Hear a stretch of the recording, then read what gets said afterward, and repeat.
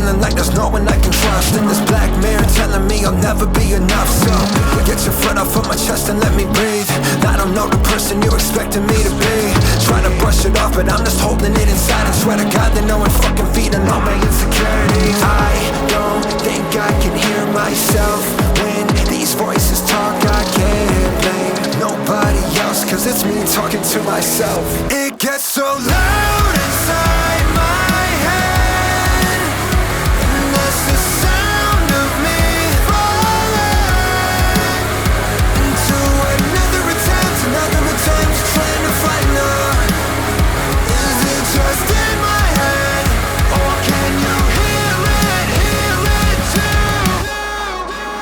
I swear to God it's getting louder, I can barely make out anything besides this overwhelming sound of my doubts. Every day is like a fight to find the knob and turn it down or drown it out with any pill that I can find in this house. But now I'm starting to feel like my mom when I was younger. Maybe it's genetic, maybe she was really taking all the shit to fix the headache. They told me that this'll kill you if you let it, but I question, is it me or all the voices in my head that said it? Cause there's a devil on my shoulder trying to test my faith, but never taking credit for all of this mess I've made.